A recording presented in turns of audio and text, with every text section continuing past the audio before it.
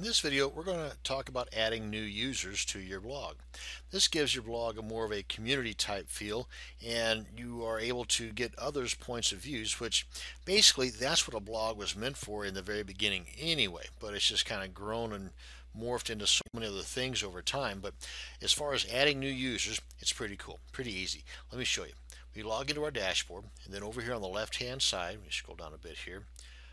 First off, I want to show you under general settings. So if this is all closed up, we go to the down arrow, click on general. And we've been here before, but I want to just point this part out that about midway down we see membership. If this is checked, then anybody can register. And if anybody can register, you want to make sure that the roles of those that are registering just off the street are subscriber, because if you give anything higher than that, that's just giving too much power to somebody that you just know nothing about. More of an ideal situation is to have this unchecked. Of course, there's more manual labor involved with this, but to have this unchecked, and if somebody wants to register, that you do that for them and then simply email them their username and password. But if you don't want that, if you don't want the manual part of that involved, then you go ahead and check this box and allow them to be a subscriber when they first sign up. Then you can always bump up their roles to other more powerful levels of usership. So let's go ahead and do this. Let's go ahead and leave this as subscriber, and anyone can register. And whenever we cover the widgets sections in an upcoming video, we'll show you how this can play a part. In other words, basically how people can sign up. Click on Save Changes. Now we're going to head on over to the Users section. We'll go and close that up. Hit the drop down arrow just to see what options we have. We're going to go to Add New.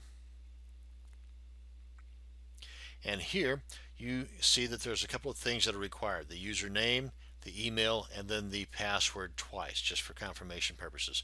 But it doesn't hurt to put in that person's first name, last name, and if they have a website, toss it in there as well. And once that's done, you have this box checked. This is optional, but you can have this box checked and make sure you assign them the appropriate role. Again, I suggest subscriber. You can always change this later after they've signed up and kind of proven themselves, if you will. Can you tell that I'm just a little paranoid?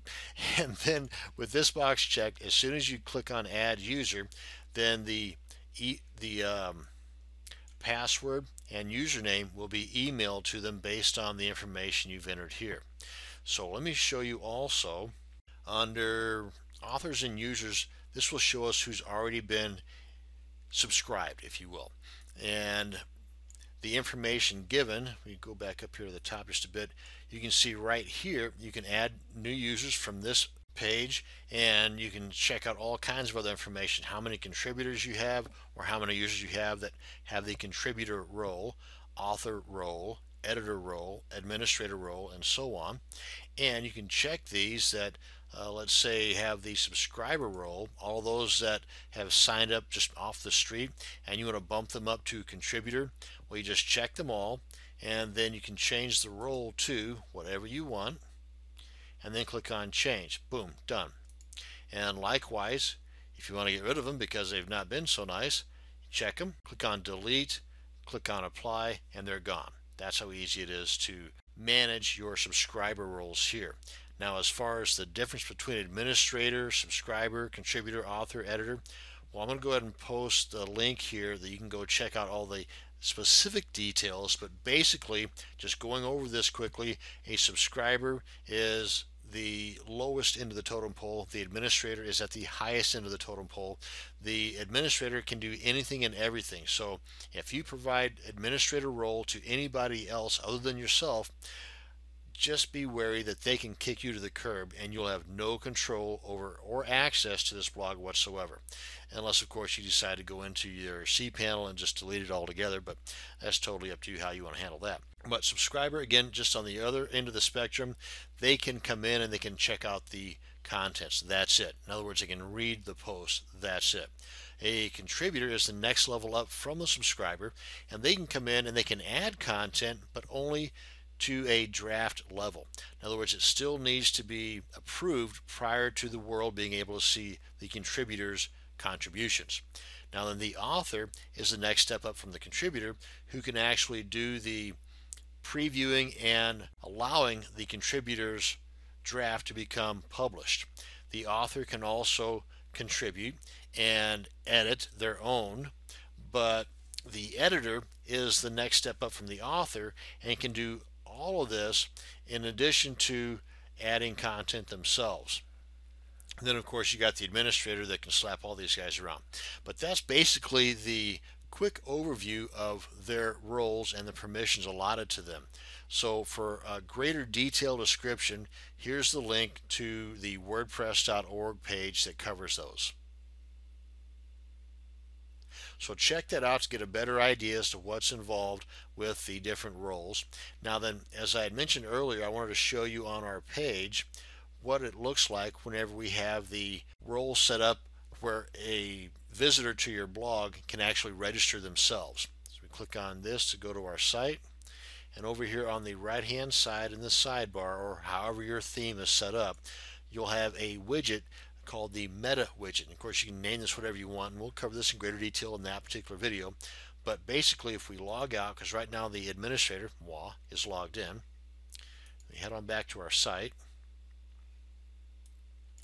This is how Joe or Jane Blow happens to see your site, and they say, hey, that looks like a pretty cool site. I want to give them my 2 cents worth. They click on register, or of course log in if they've already registered, and they put in their username and email. Then they click on register. A password will be sent to them. They simply then, along with the link to log back in, they would then log in, entering that password and username given to them, and then they can go to their profile to change the password. And well, let me go ahead and show you what it looks like from the inside using those various roles. Now you've already seen it from the point of view of the all-powerful administrator role. Let's go ahead and see what it looks like from the subscriber role. This is it.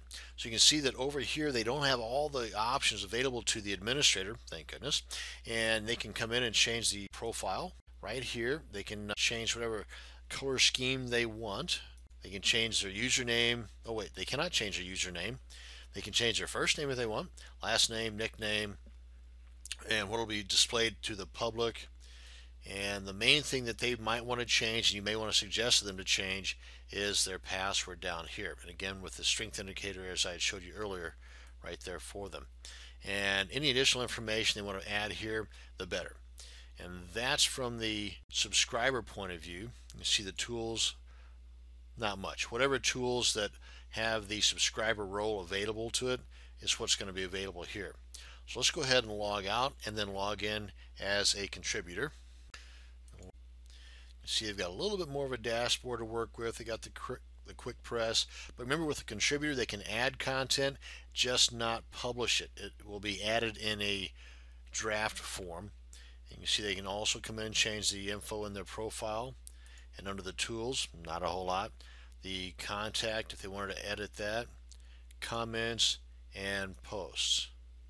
Again, everything's pretty much the same here except for their content will be in the form of a draft. So let's go ahead and log out of here and see what it looks like from the author's point of view.